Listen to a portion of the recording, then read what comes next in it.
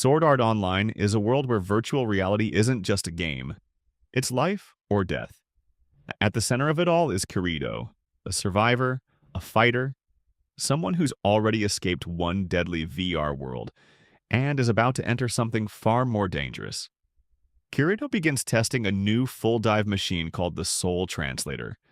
This isn't normal VR. It scans the human fluctlight, the very core of consciousness, to create artificial minds that think like real people. But after every session, his memories are erased. He lives entire experiences and forgets them. Then one night, after leaving with Asuna, Kirito is attacked by someone tied to the old SAO incident. He's injected with a paralytic drug and collapses. When he wakes up, everything has changed. Kirito opens his eyes in a forest. No menus, no logout button, no system prompts. As he tries to understand where he is, he meets a boy named Eugeo. At first, Kirito assumes he's an NPC, but Eugeo's reactions feel too real.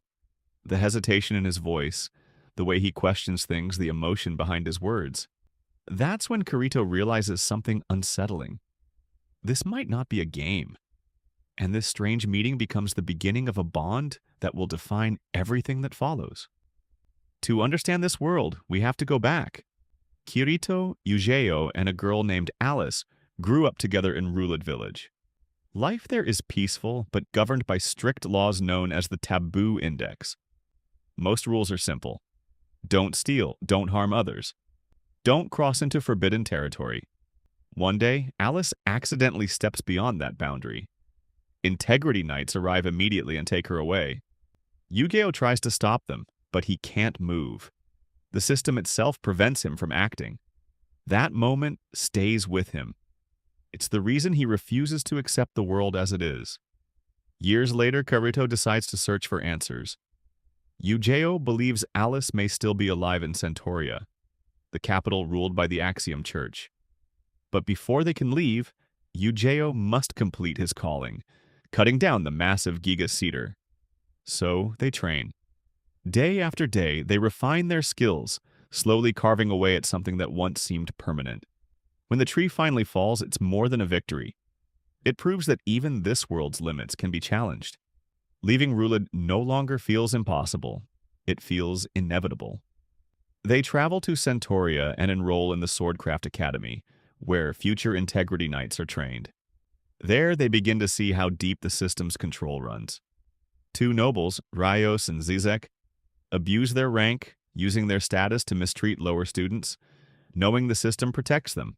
When they target Tiese and Ronya, Eugeo wants to intervene, but the Taboo Index restrains him. Kirito reminds him of something important. Rules aren't always justice. And in a defining moment, Eugeo forces himself to act. He breaks the Taboo Index. For the first time, he chooses his own will over the system. It's a turning point, but it also draws attention. The next person who comes for them isn't just any knight, it's Alice. But not the Alice they remember. She walks in wearing full knight armor, calm, composed, almost cold. And when she speaks, she doesn't call herself Alice from Rulid.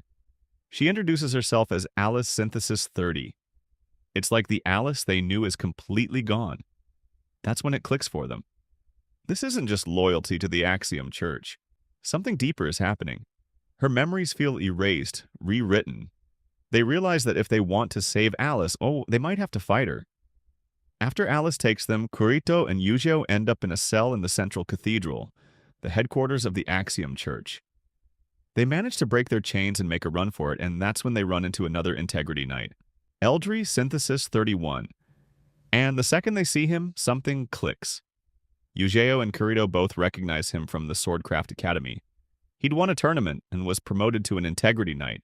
He was one of the best. But now he doesn't remember any of it. Everything from before is gone. He's fully under the church's control, acting like a completely different person. It hits them hard because they're staring at someone they knew, someone they trusted, who's now an enemy without even realizing it.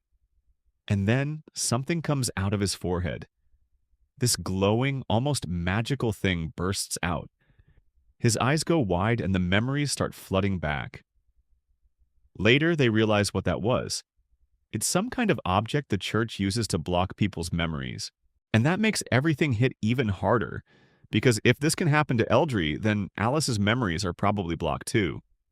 It's terrifying, but also a glimpse of hope. Because if they can figure out how it worked for Eldry, maybe there's a way to reach Alice too.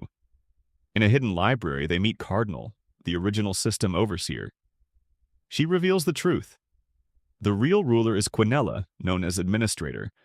She created the Taboo Index to control the world and turned rule breakers into integrity knights through forced memory alteration.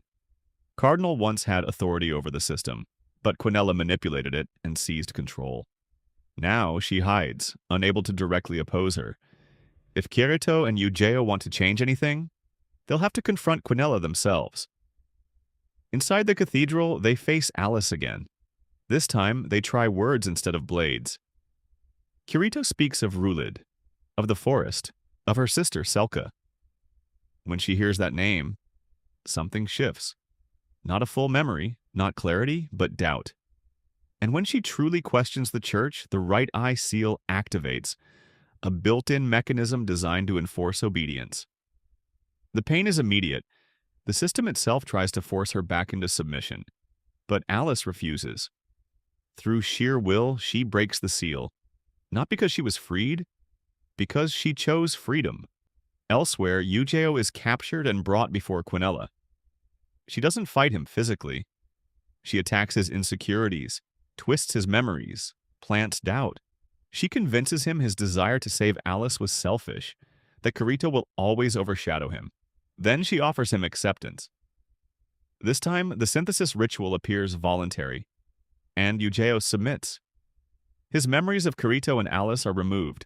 He rises as an integrity knight. But something remains. A fragment of his will, hidden deep within his fluctlight. He pretends loyalty, waits for the right moment. When given the chance, he strikes with Cardinal's dagger. The attack fails, blocked by a system barrier. But it proves something. He was never fully broken. Quinella responds by unleashing a sword golem, a towering construct formed from altered fluctlights shaped into weapons. Kirito, Alice, and Eugeo struggle to survive against it. Cardinal realizes only she can intervene. She sacrifices herself to buy them time. With her final strength, she merges Eugeo with the blue rose sword and a preserved memory of young Alice. Eugeo becomes a blade forged from will and sacrifice. He destroys the golem. But when he returns to human form, the toll is too great. He collapses. Kirito kneels beside him as Eugeo tells him not to cry, that this was his choice. Then he's gone, and Kirito is left to face Quinella alone.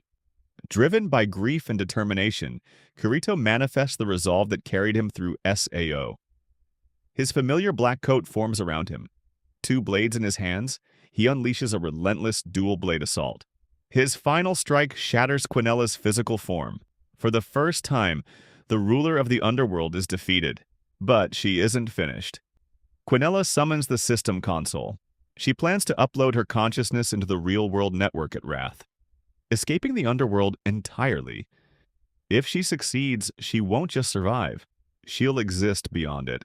Before she can complete the transfer, Chudelkin, driven by obsessive loyalty, launches himself toward her in a final act of desperation.